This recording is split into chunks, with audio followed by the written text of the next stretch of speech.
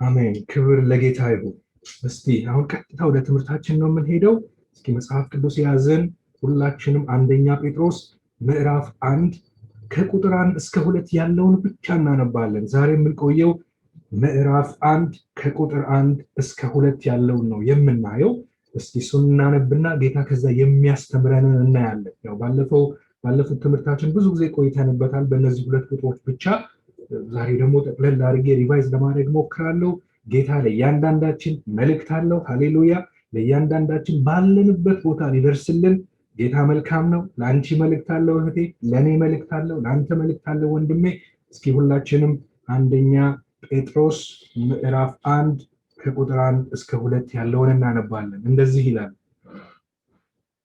የኢየሱስ ክርስቶስ ሐዋርያ ጴጥሮስ እግዚአብሔር አብ አስቀድሞ እንዳወቃቸው በመንፈስም እንደሚቀደሱ ይታዘዙና በኢየሱስ ክርስቶስ ደም ይረጩ ዘንድ ለተመረጡት በጳንጦስና በገላትያ በቀጰዶቅያም በእስያም በቢታንያም ለተበተኑ መጻተኞች ጸጋና ሰላም ይብዛላችሁ ይላል።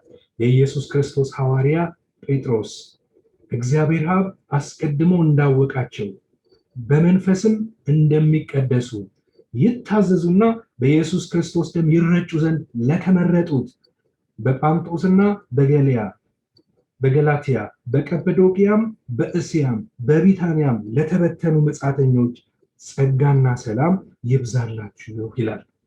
ርዕስ ለምትሰጡት ሰዎች የዛሬው ትምህርት ጠቅለል ብሎ እንደ ርዕስ የተበተኑ መጻተኞች የተቀደሱ ምርጦች በሚል ርዕስ ነው የምንነጋገረው። የተበተኑ መጻተኞች የተቀደሱ ምርጦች። የተነሳሱ ሰዎች መጻፍ ትችላላችሁ። አልጋችሁ ላይ ያላችሁም ሰዎች ደግሞ ሜንታል ኖት መውሰድ ትችላላችሁ። የተበተኑ መጻተኞች የተቀደሱ ምርጦች በሚል ርዕስ እንነጋገራለን። እስኪ የመጀመሪያውን ሐሳብ እንነጋገር። መጀመሪያ የተበተኑ መጻተኞች የሚለውን ሐሳብ ጴጥሮስ እዚህ ጋር ለሚጽፍላቸው ሰዎች ወይም የሚጽፍላቸውን ሰዎች አድሬስ ያደረገው መገለጫ ያደረገው የገለጻቸው የተበተኑ መጻተኞች ብሎ ነው። ይሄ የተለመደ አገላለጽ አይደለም። ብዙ ጊዜ መጽሐፍ ቅዱስን መልእክትን የሚጽፉ እንደነ ጳውሎስ ያሉ እንደነ ዮሐንስ ያሉ እንደነ ያዕቆብ ያሉ ጴጥሮስንም ጨምሮ ክርስቲያኖችን የሚጽፉላቸውን ሰዎች አድሬስ የሚያደርጓቸውን ሰዎች የሚገልጡበት መግለጫ አላቸው። ኳሊፋይ የሚያደርጉበት መግለጫ አላቸው። በተናጥል እንደ ግል አንዳንዴ ደቀ መዝሙር ተብለዋል ክርስቲያኖች፣ እኛም ተብለናል። ቅዱሳን ተብለዋል። አማኞች፣ ካህናት፣ ክርስቲያኖች ወዘተ ብዙ ነገሮች እንደ መገለጫ ተገልጠዋል መጽሐፍ ቅዱስ ውስጥ። በጠቅላላው ደግሞ እንደ ሕዝብ እንደ ክርስቲያን ቤተክርስቲያን ተብለው አድሬስ ተደርገዋል። ክርስቲያኖች የእግዚአብሔር ቤተክርስቲያን፣ የክርስቶስ አካል፣ የእግዚአብሔር ቤተ መቅደስ፣ የእግዚአብሔር ቤተሰብ በእንደዚህ አይነት ሁኔታ አድሬስ ተደርገዋል። የሚጽፉላቸው ሰዎች የሚያስተምሯቸው ሰዎች ክርስቲያኖችን አድሬስ ያደረጉበት የገለጡበት መንገድ እንደዚህ አይነቱ ነው። ጴጥሮስ ግን አሁን ለሚጽፍላቸው ሰዎች ለየት ያለ ያልተለመደ መግለጫ ይሰጣቸዋል። የምጽፈው ይላል ለተበተኑ መጻተኞች ነው። ለተበተኑ መጻተኞች ነው። ለምንድን ነው ጴጥሮስ ይህንን አገላለጽ የተጠቀመው? እነዚህ የተበተኑ መጻተኞች ማን ናቸው? ያው ትምህርት አይደል እየተማርን ያለ ነው። እያንዳንዱን እያየነው እንሂድ። አንዳንድ ሰዎች ምን ይላሉ? እነዚህ የተበተኑ መጻተኞች በሩቅ ሀገር ያሉ ጴጥሮስ ራሱ የመሰከረላቸው ናቸው ይላሉ። አንዳንዶች ደግሞ በሩቅ ሀገር ያሉ ሌሎች የመሰከሩላቸው ናቸው የሚሉ አሉ። ሁሉም የሚስማሙበት ብዙዎች የሚስማሙበት ግን እነዚህ ጴጥሮስ የሚጽፍላቸው ሰዎች በሐዋርያት ሥራ ምዕራፍ 2 ላይ የነበሩ ከተለያየ ዘር የመጡ ትዝ ይላችሁ እንደሆነ በበዓለ ሃምሳ ጊዜ መንፈስ ቅዱስ በወረደ ጊዜ የተከፋፈሉ ልሳኖች በደቀ መዛሙርት ላይ በወደቁ ጊዜ ጴጥሮስ መንፈስ ቅዱስ ከወረደበት በኋላ ቆሞ በሰበከ ጊዜ ለመጀመሪያ ጊዜ 3000 ሰዎች ወደ ጌታ የመጡበት የመጀመሪያዎቹ ክርስቲያኖች ማለት ነው። በክርስቶስ በራሱ ሳይሆን ክርስቶስ አብረውት በቆዩ በደቀ መዛሙርቱ የመጡ 3000 የመጀመሪያዎቹ አማኞች አሉ። ከነሱ አንዳንዶቹ ናቸው ብለው ያስባሉ። ይህን የሚሉበት ምክንያት አለ። አሁን ሄዳችሁ ሐዋርያት ሥራ ምዕራፍ 2ን ስታነቡ ከቁጥር 7 ጀምሮ እንደዚህ ይላል። ተገርመውም ተደንቀውም እንዲህ አሉ ይላል፣ እነሆ እነዚህ የሚናገሩት የገሊላ ሰዎች አይደሉምን ይላል። አሁን ይህንን ሳነብላችሁ ከአንደኛ ጴጥሮስ ምዕራፍ 1 ቁጥር 1 እና 2 ላይ ካለው ጋር እንድታስተያዩ ትፈልጋለሁ። እስያ ገሊላ የሚባል ተጠቅሷል። ከዛ ምን ይላል? እነሆ እነዚህ የሚናገሩት ሁሉ የገሊላ ሰዎች አይደሉምን ይላሉ። የባለ 50 መንፈስ ቅዱስ ከወረደ በኋላ በልሳኖች ከተናገሩ በኋላ ሐዋርያት በልሳኖች ሲናገሩ ከሰሙ በኋላ እነዚያ ሰዎች ከተለያየ ሀገር የመጡ ሰዎች እንዲህ ብለው ይናገራሉ። ተገርመውም ተደንቀውም ይላል መጽሐፍ ቅዱስ፣ እነሆ እነዚህ የሚናገሩት ሁሉ የገሊላ ሰዎች አይደሉምን? እኛም እያንዳንዳችን የተወለድንበትን የገዛ ቋንቋችንን እንዴት እንሰማለን? የጳርጤና፣ የሜድ፣ የሜላሜጤም፣ የኢላሜጤም ሰዎች በሁለት ወንዝ መካከል በይሁዳ ይልና በቀጰዶቅያም፣ በጳንጦስም፣ በእስያም፣ በፍርግያም፣ በጵንፍልያም፣ በግብፅም፣ በቀሬናም በኩል ባሉት በሊቢያ ወረዳዎች የምንኖር እያለ ይቀጥላል። አሁን እዚህ ጋር የተገለጡትን አገሮች ስትመለከቱ እነዚህ ወንጌል የሰሙ መንፈስ ቅዱስ ሲወርድ ሐዋርያት በልሳን ሲናገሩ የመሰከሩ ሰዎች አገራቸውን ስትመለከቱ ገሊላ ተጠቅሷል፣ ቀጰዶቅያ ተጠቅሷል፣ ጳንጦስ ተጠቅሷል፣ እስያ ተጠቅሷል። ከነዚህ አገሮች የመጡ ሰዎች ናቸው። አሁን ተመልሳችሁ ደግሞ አሁን ያነበብነውን አንደኛ ጴጥሮስ ምዕራፍ 1 ከቁጥር 1 እስከ 2 ስትመለከቱ እንደዛ ነው የሚለው። የኢየሱስ ክርስቶስ ሐዋርያ ጴጥሮስ እግዚአብሔር አብ አስቀድሞ እንዳወቃቸው በመንፈስም እንደሚቀደሱ ይታዘዙና በኢየሱስ ክርስቶስ ደም ይረጩ ዘንድ ለተመረጡ ካለ በኋላ በጳንጦስና ጳንጦስ የሚለው ሐዋርያ ስራ ላይ ተጠቅሷል።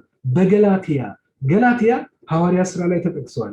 በቀጰዶቅያም ቀጰዶቅያ በሐዋርያ ስራ ውስጥ ተጠቅሷል። በእስያም ይላል እስያ በሐዋርያ ስራ ውስጥ ተጠቅሷል። ስለዚህ ጳውሎስ የሚጽፍላቸው እነዚህ የተበተኑ መጻተኞች የሚላቸው ያኔ በበዓለ ሃምሳ ጊዜ መንፈስ ቅዱስ ከወረደ በኋላ ሐዋርያት በልሳን ከተናገሩ በኋላ ጴጥሮስ በብዙ ድፍረት በመንፈስ ቅዱስ ተሞልቶ ወንጌልን ከሰበከ በኋላ ወንጌልን ከሰሙ በኋላ ወንጌልን ከተቀበሉት ከመጀመሪያዎቹ ክርስቲያኖች ከ3000ዎቹ አንዳንዶቹ ናቸው። ለነሱ ነው የሚጽፍላቸው። እነዚህ ሰዎች በየቦታው ተበታትነው ስላሉ ለነሱ ነው የሚጽፍላቸው የሚለው የሚያስማማ ነው። እነዚህን ሰዎች ደግሞ አድሬስ ያደረጋቸው የገለጻቸው የተበተኑ መጻተኞች ብሎ ነው። ይህንን መልእክት የምጽፍላችሁ እናንተ በተለያየ ቦታ ላይ ተበትናችሁ ያላችሁ መጻተኞች ናችሁ ይላቸዋል።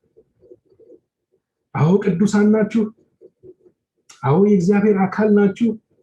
መጽሐፍ ቅዱስ ደግሞ የሚያውቃችሁ የተበተኑ መጻተኞች በሚል ነው ይላል።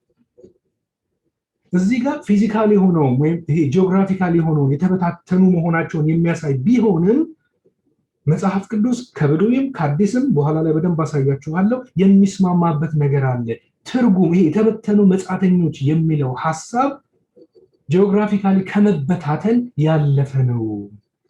ራሱ አንደኛ ጴጥሮስን ከምዕራፍ 1 እስከ ምዕራፍ 5 ላነበበ ሰው የተበተኑ መጻተኞች የሚለው ትርጉም ዝም ብሎ ጂኦግራፊካሊ ከመበተን ጋር ብቻ አይደለም።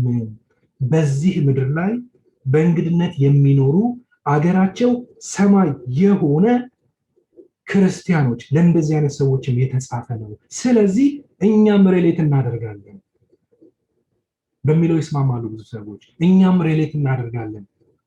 የተበተኑ መጻተኞች ሲል ግዴታ ጂኦግራፊካሊ የተበተኑ ሰዎችን ብቻም አይደለም። አገራቸው ሰማይ የሆነ በምድር ላይ ግን እንደ ክርስቲያን እንደ እንግዳ የሚኖሩ የተበተኑ መጻተኞች እንባላለን። ክብር ለጌታ ይሁን።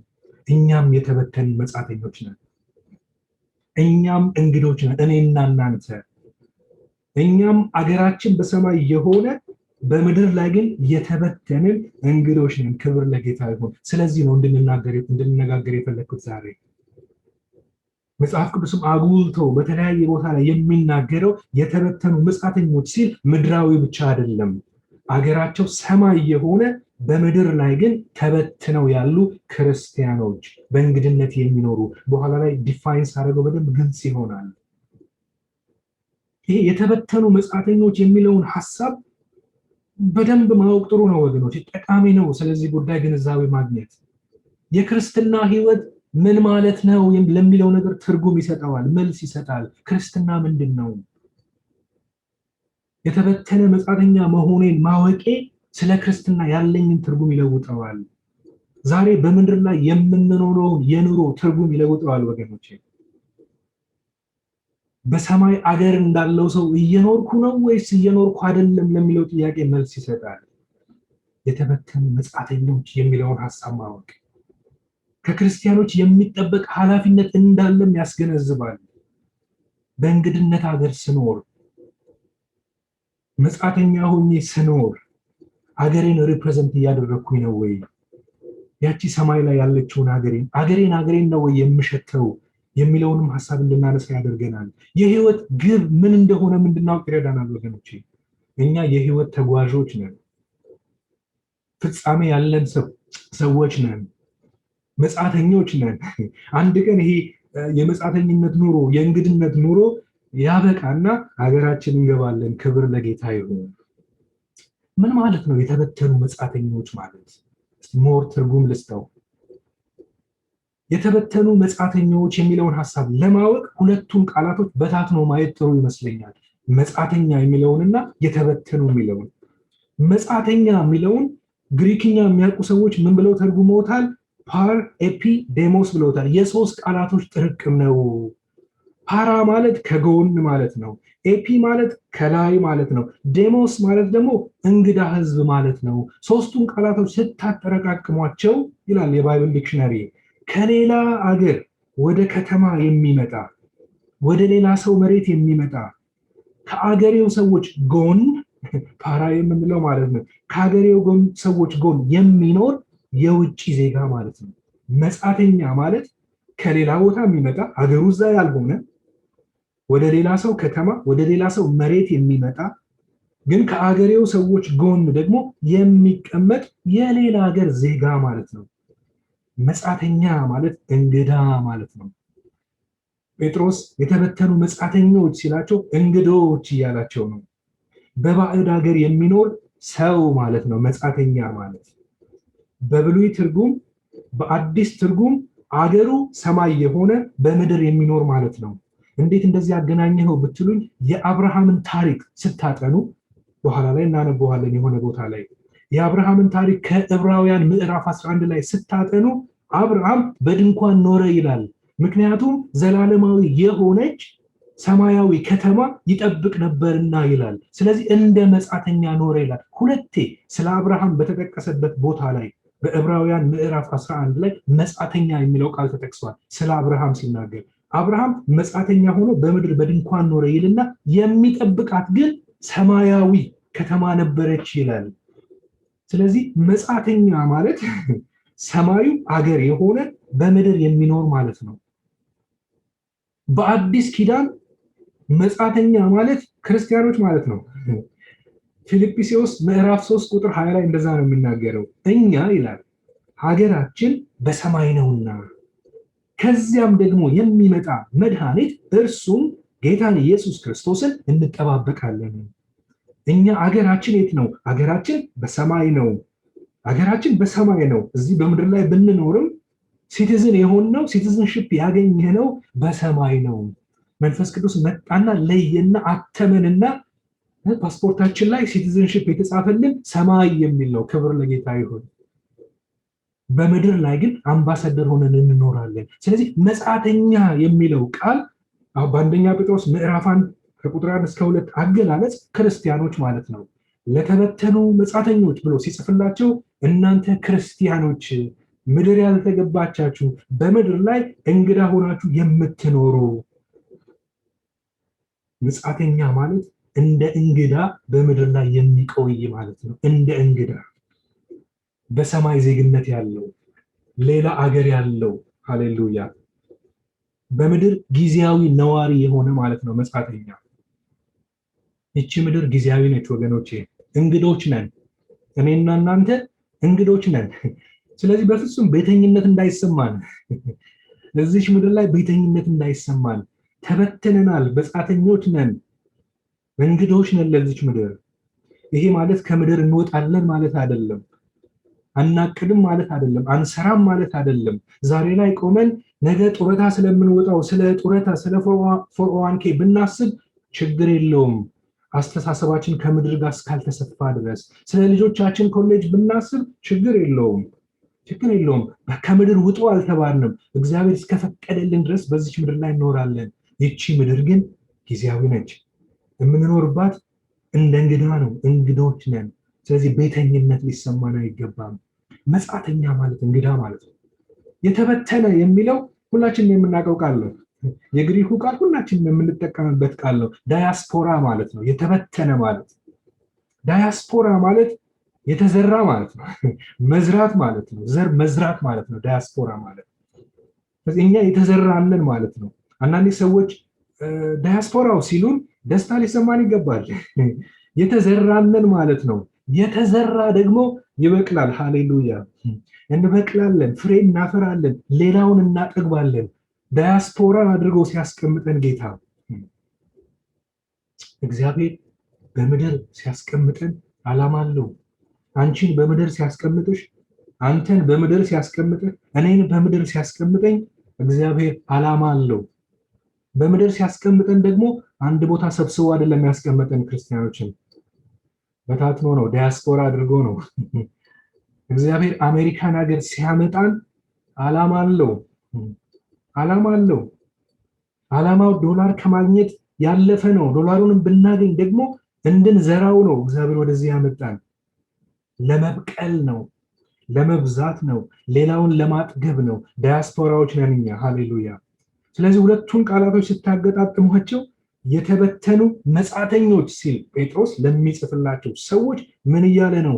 ሰማይ አገራቸው የሆነ በምድር ግን እንደ እንግዳ ሆነው በተለያየ ቦታ ተበታትነው የሚኖሩ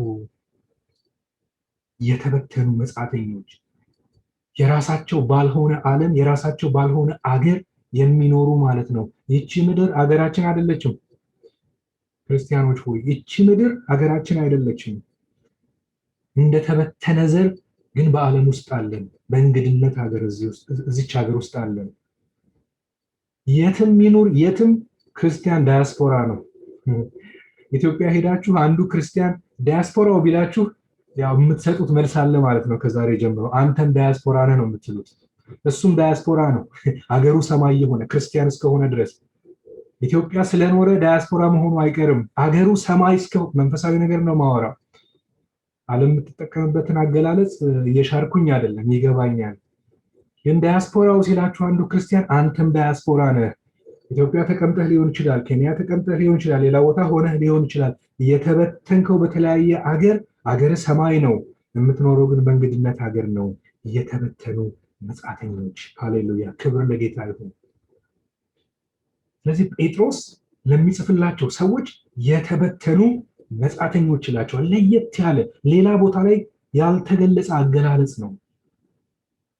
ታዲያ ይሄ የተበተኑ መጻተኞች የሚለው ሐረግ የሚለው አገላለጽ ትርጉም አለው ወይ? ምን አይነት ትርጉም አለው? በምድር የተዘራ ነው። ለምንድን ነው ይሄ ሐረግ? በደንብ እሱ ላይ መቆየት እፈልጋለሁ ወገኖች። ይሄ የተበተኑ መጻተኞች የሚለው አገላለጽ የክርስቲያን ሕይወት በትክክል ምን እንደሆነ የሚያብራራ ነው፣ የሚያስረዳ ነው። አንድ 3 ነገሮችን አነሳለሁ። አንደኛ ይህ የተበተኑ መጻተኞች የሚለውን በደንብ መረዳታችን ስለ ሕይወትና ስለ ሞት ያለንን አመለካከት ሊቀይረው ይገባል። ስለ ሕይወትና ስለ ሞት ያለንን አመለካከት ሼፕ ሊያደርገው ይገባል። በመጀመሪያ ደረጃ ወገኖቼ ክርስትና የተጀመረ ጉዞ ነው። መጻተኞች መሆናችን ሲገባን የሚገባን ነገር ቢኖር ክርስትና የተጀመረ ጉዞ እንደሆነ ነው። የሚያበቃው እውነተኛ መድረሻችን ላይ ስንደርስ ነው። መጻተኞች ነን፣ መንገደኞች ነን፣ መናኞች ነን። አገራችን ገና አልደረስንም። አገራችን በሰማይ ነው። ስለዚህ ጌታን ስለተቀበልን ደህንነትን ስላገኘን ነገሮች ተፈጸሙ ማለት አይደለም። ክርስትና የጉዞ መጀመሪያ ነው። ማብቂያ አለው። ማብቂያው ሰማይ ነው። ሃሌሉያ! ማብቂያው ኢየሱስ ጋር ነው። ማብቂያው ኢየሱስ ክርስቶስ ሲመጣ ነው። ማብቂያው ወይም እኛ ወደሱ ስንሄድ ነው። ይሄን ማሰብ ወገኖቼ ስለ ህይወት ያለንን አመለካከት ጠቅላላ ሊነካ ይገባል፣ ሊለውጠው ይገባል። ክርስትና በራሱ ማብቂያ አይደለም።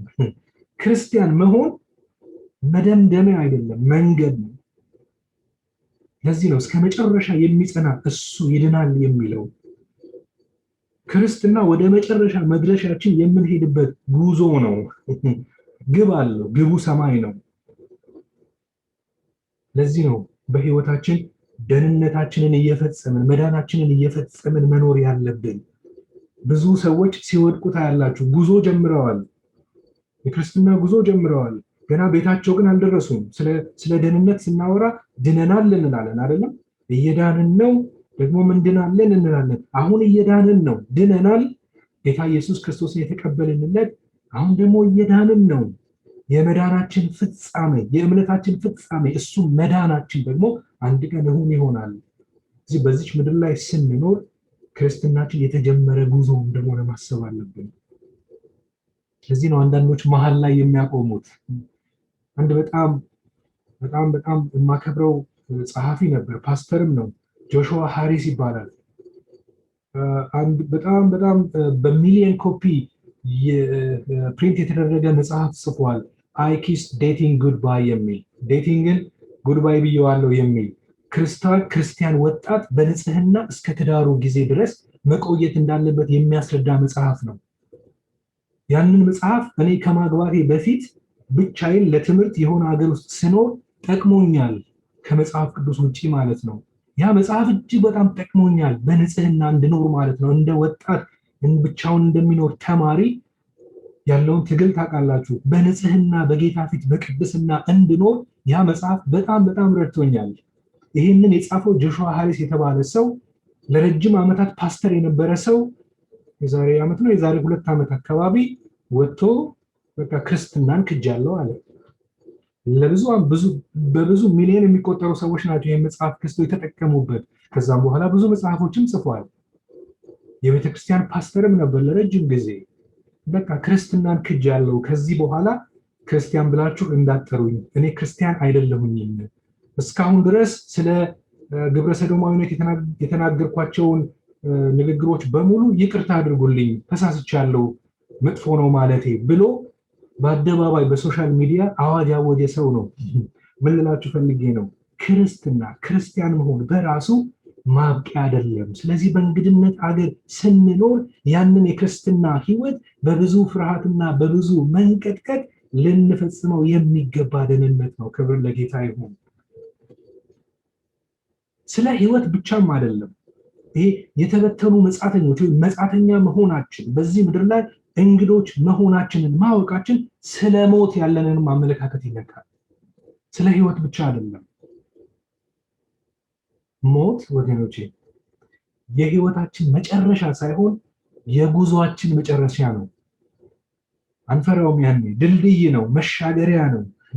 ይሄ የመጻተኝነት የእንግዳ ኑሮ ማብቂያ ነው። ወደ ሀገር ቤት መግቢያ ነው።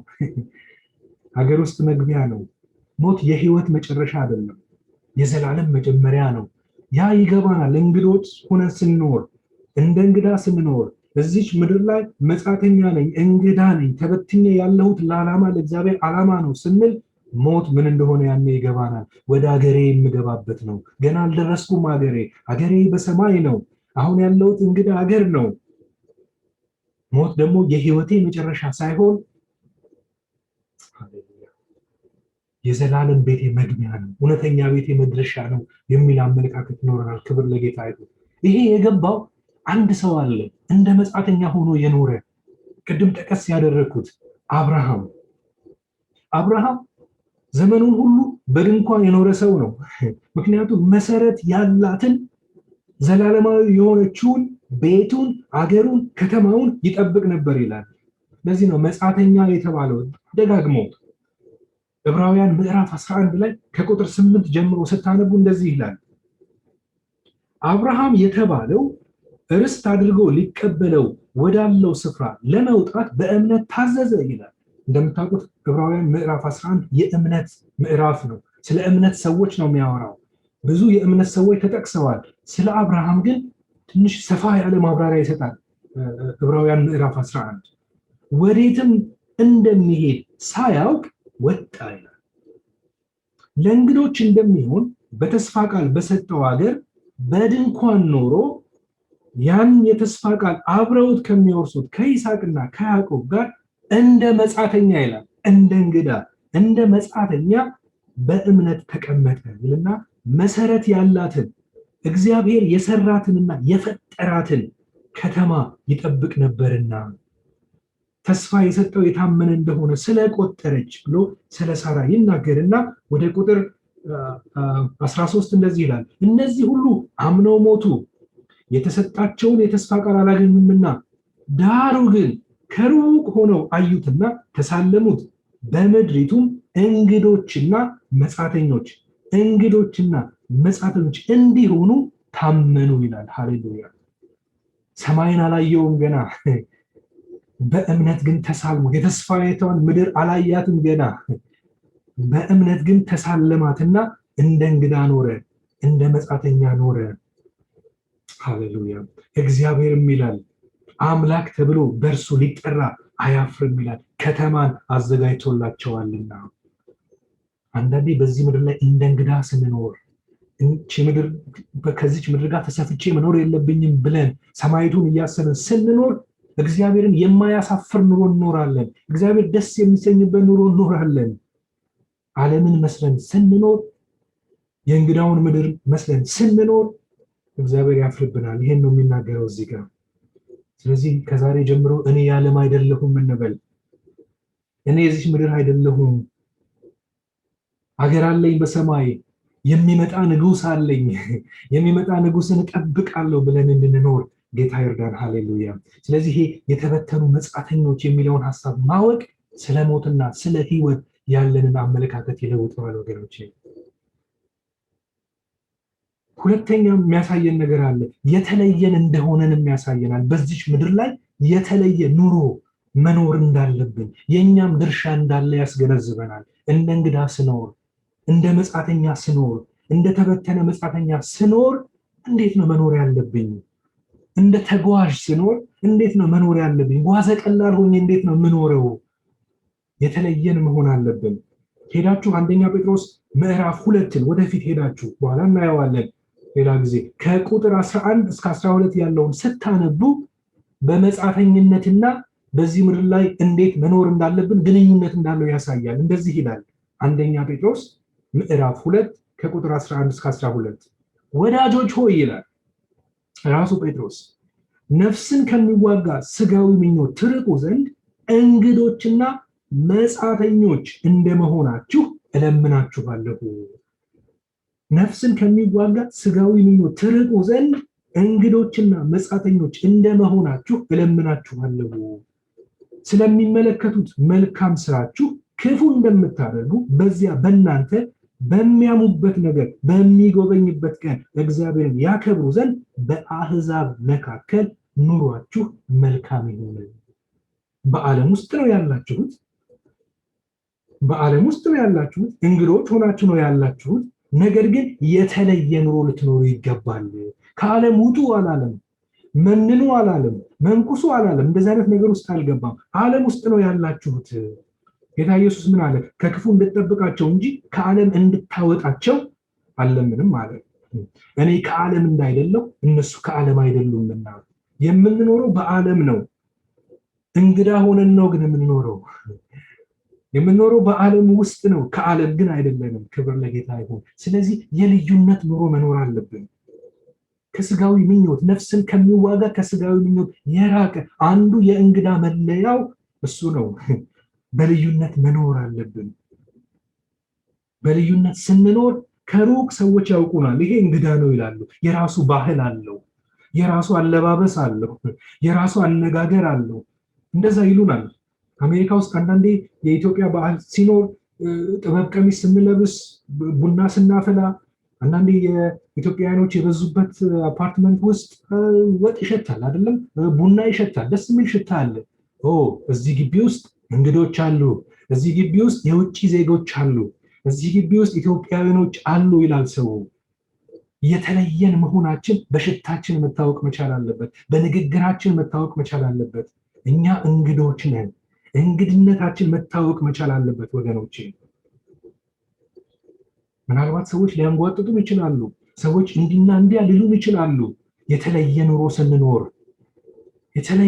ስንኖር እንደ እንግዳ የተለየ ኑሮ ስንኖር ጌታ ኢየሱስ ማለት ዓለም ቢጠላችሁ ከእናንተ በፊት እኔን እንደጠላኝ እወቁ።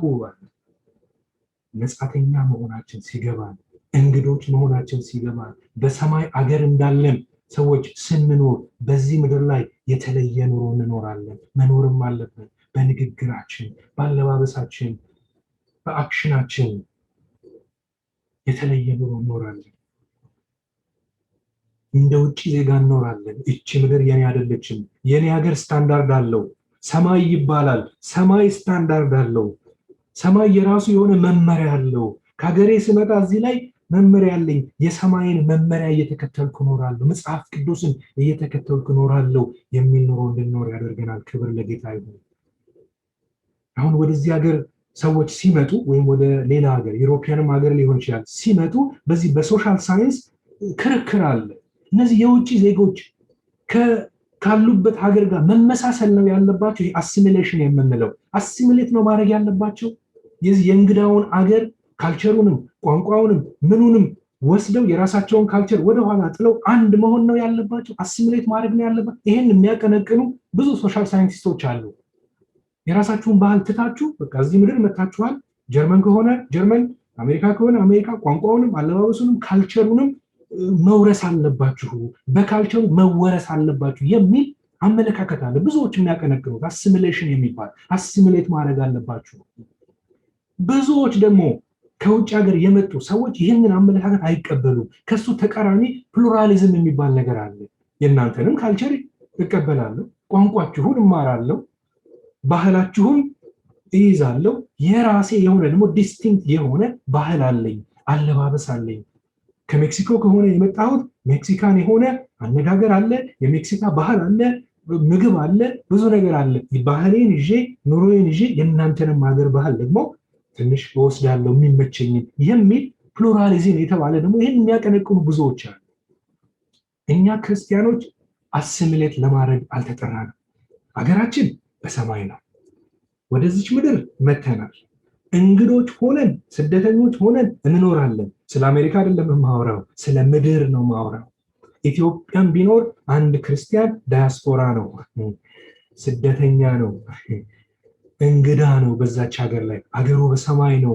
አንድ ቀን ንጉሥ ያላት ያቺ ከተማ ትመጣለች፣ ትወርዳለች። ክብር ለጌታ ይሁን። ለዚህ ነው አንዳንድ የካልቸራል ፍትጊያ የምታዩት በብዙ ሰዎች መካከል፣ በኤትኒክ ማይኖሪቲስ መካከል። እኛም ክርስቲያኖች እንደ ማይኖሪቲ ብንኖርም በዚች ምድር ላይ አሲሚሌት ለማድረግ ግን አልተጠራንም። የዓለምን ባህል፣ የዓለምን ካልቸር፣ የዓለምን ነገር ወርሰን አንዳንዴ ልዩነት እስከማይኖር ድረስ እንድንኖር አልተጠራንም። ለፕሉራሊዝም ነው የተጠራ ነው። በዓለም ውስጥ ነን፣ እንኖራለን። ዓለም የምታደርገው እናደርጋለን፣ እንሰራለን፣ እንወጣለን፣ እንገባለን፣ ቋንቋውን እንናገራለን። የራሳችን የሆነ ደግሞ ዲስቲንክት የሆነ ካልቸር አለን፣ ባህል አለን። ሰማያዊ ባህል፣ መንፈሳዊ ባህል፣ መጽሐፍ ቅዱሳዊ ባህል። ስንናገር በዛ ባህል መሰረት፣ ስንለብስ በዛ ባህል መሰረት፣ ስንወጣ በዛ ባህል መሰረት፣ ከሰዎች ጋር ባለን ግንኙነት በዛ ባህል መሰረት እኛ ክርስቲያኖች የተለየን መሆን አለብን። የተበተኑ ፕራክቲካል የሆነውን ነገር እንነጋገርበታለን። በኋላ ምዕራፍ 1 ምዕራፍ 2 ምዕራፍ 3 ላይ ፕራክቲካል የሆኑ ነገሮችን ያነሳል። ብዙ ነገሮችን እንነጋገርበታለን፣ እንደርስበታለን። የተበተኑ መጻተኞች ሲላቸው ግን ልዩ ስታንዳርድ ያላቸው በዓለም የተለዩ ሆነው መኖር እንዳለባቸው ይገልጽላቸዋል። ክብር ለጌታ ይሁን። ህይወታችን እንዴት ነው ወገኖቼ? የኔ ህይወት እንዴት ነው? የእናንተ ህይወት እንዴት ነው? በዓለም ውስጥ ስንኖር እንደ ክርስቲያን የተለየነን ወይ? ከዓለም በዓለም ውስጥ እየኖርን ከዓለም የተለየነን ወይ? ሰዎች ይህንን ያውቃሉ ወይ? ሰዎች ይህንን ፖይንት ያደርጋሉ ወይ? ወደኛ አንተ የተለየ ነህ፣ አንቺ የተለየ ኑሮ ነው የምትኖሩ ይሉናል ወይ? በምግባራችን፣ በአክሽኖቻችን፣ ባለባበሳችን፣ በንግግራችን፣ በመውጣታችን፣ በመግባታችን ወይስ አስምሌት እያደረግን ነው? ወይስ ዓለም ተጽዕኖ እንድታሳድርብን እየፈቀድንላት ነው? እንደዚያ የምንፈቅድ ከሆነ ወገኖች መጻተኞች አይደለም፣ ወይም መጻተኞች ነን፣ ግን እንደ መጻተኛ እንደ እንግዳ እየኖርን አይደለም። እችን ምድር ክሌም አድርገናታል ማለት ነው። ሃሌሉያ። ዮሐንስ ምን ይላል? አንደኛ ዮሐንስ ምዕራፍ 2 ከቁጥር 15 እስከ 17 ዓለምን ወይም በዓለም ያለውን አትውደዱ፣ ዓለም የእናንተ አይደለም ነው የሚለው። በዓለም ያለው ሁሉ እርሱ የሥጋ ምኞትና የዓይን አምሮት፣ ስለ ገንዘብም መመካት ከዓለም ስለሆነ እንጂ ከአባት ወይም ከሰማይ ከዛኛው ሀገራችሁ ማለት ነው ስላልሆነ ማንም ዓለምን ቢወድ የአባት ፍቅር በሱ ውስጥ የለም። ዓለሙም ምኞቱም ያልፋሉ፣ የእግዚአብሔርን ፈቃድ የሚያደርግ ግን ለዘላለም ይኖራል ይላል። ክብር ለጌታ ይሁን። እንደ መጻተኛ እንደ እንግዳ የተለየ ኑሮ መኖር አለብን። ሶስተኛውስ ይሄ የተበተኑ መጻተኞች የሚለው ሐሳብ የሚያስረዳን ነገር ቢኖር የላይኛውን እያሰብን እንድንኖር ነው። የላይኛውን እያሰብን ተጓዦች እንደመሆናችን እውነተኛውን የሰማዩን ቤታችንን ሁል ጊዜ ማሰብ አለብን ወገኖች። እኛ የሰማይ ዜጋ ነን። ከሰማይ የሚመጣ አዳኝ በጉጉት እንጠብቃለን። ስለዚህ አገራችን ሊናፍቀን ይገባል። እኔ የተበተንኩ መጻተኛ ነኝ፣ እኔ መጻተኛ ነኝ፣ እኔ እንግዳ ነኝ ስንል ሁሌ አገር ናፋቂዎች ልንሆን ይገባል። ሰማይ ናፋቂዎች ልንሆን ይገባል። ሁሌ ማራናታ የምንል ልንሆን ይገባል። የምድር ጌታ የለንም ወገኖቼ፣ የምድር አዳኝ የለንም። እኛ ጠባቂዎች ነን። በቃ እኛ ጠባቂዎች ነን። ወደ ሰማይ አንጋጠን የምናይ እኛ ጠባቂዎች ነን። በመጠበቅ የምንኖር ሰዎች መሆን አለብን። አዲስ ሰማይና አዲስ ምድር ተብሎ ቃል የተገባልን ሰዎች ነን። ይሄ ምድር አንድ ቀን ያልፋል። ይሄ የምናየው ሰማይም አንድ ቀን ያልፋል።